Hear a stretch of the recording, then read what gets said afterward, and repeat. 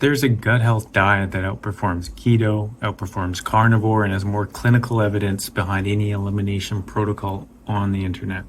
And most people on YouTube are not talking about it. So this is why isn't anybody talking about it? It's just not sexy. It's not extreme. It doesn't have a lot of the catchy headlines, or it doesn't have a catchy name, and it doesn't require you to cut out entire food groups. And we know that extreme sells better than sensibility on the internet. But the research doesn't care about that, doesn't care about the marketing, it doesn't and the research is overwhelmingly clear about the dietary patterns produces the best gut health outcomes. It's not about restriction, it's not about abundance, specifically abundance of 4 categories of foods that your gut microbiome needs to function properly. I'm Daryl, an award-winning massage therapist, athletic therapist, and certified athletic therapist with over 12 years of clinical practice. I've personally dealt with SIBO and Candida, so I understand the temptation to go to extremes, elimination diets, cutting out foods. I did it myself. But what I've learned clinically and personally is the answer isn't less food, it's the right food. That makes life a whole lot easier of how you feel. Here's what the research consistently shows. A flexible, abundant of plant-powered diet isn't just good for you, it's rigorously backed by the science, powerfully anti-inflammatory and deeply healing to your gut microbes. Now let me clear about what plant-powered means, because most people hear that and just think vegan. It's not. It means plants are the foundation. These are the basis of it. It's the majority of your plate. And it doesn't mean require you to eliminate anything. It means boosting your intake of beneficial foods while cutting back on some of the harmful ones. You want flexibility, not rigidity. Here's the approach that works at the microbiome level. Your gut bacteria are your ecosystem, like any ecosystem. Diversity equals resilience. The more diverse your microbial population, the more stable it is, the better it can handle stress. It fights off pathogens and produces compounds your body needs. So what drives microbial diversity? Dietary diversity, specifically a diverse amount of plants. The American Gut Project, one of the largest microbiome studies ever conducted, found that people eating 30 or more different plants per week had a dramatically diverse microbiomes than those eating 10 or fewer.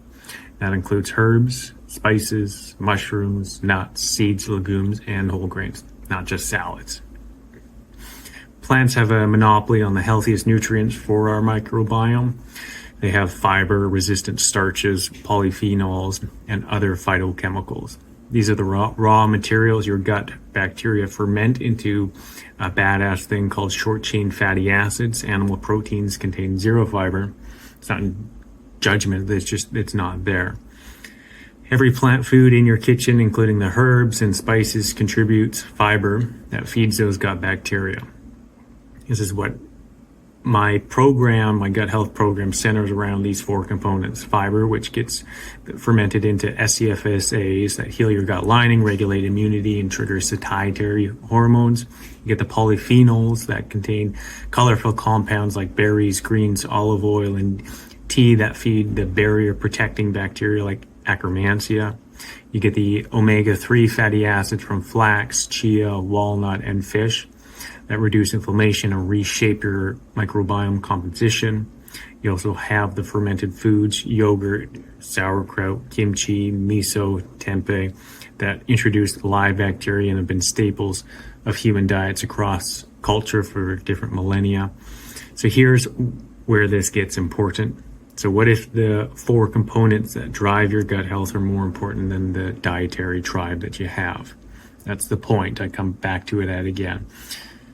There's far more meaning that what you eat than what you call it. So it doesn't matter.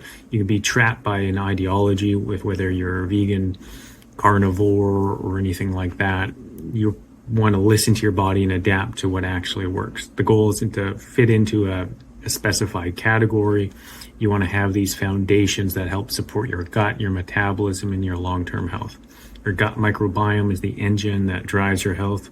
By intentionally supplying the 4 key nutritional elements your body craves, you're providing it premium fuel for that engine, which you just generally start to feel better that way. And the most effective strategy is one you'll actually stick with. So generally, adding more things is a lot easier than taking something away. Not some idealized plan that sounds perfect in theory, but it's abandoned after 2 weeks because it's just hard to do it. So I've helped figure out the science-backed elements of a disease-protecting diet and eliminate the barriers of restrictive diets, so you become stronger.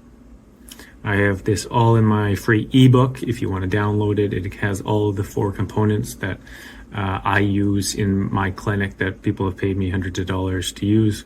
You can get it at guthealthprogram.com. The link will be in the description or the comments. If this has shifted your way about gut health, let me know in the comments. I'll read them all. Be sure to subscribe. I will be doing a lot more videos like this.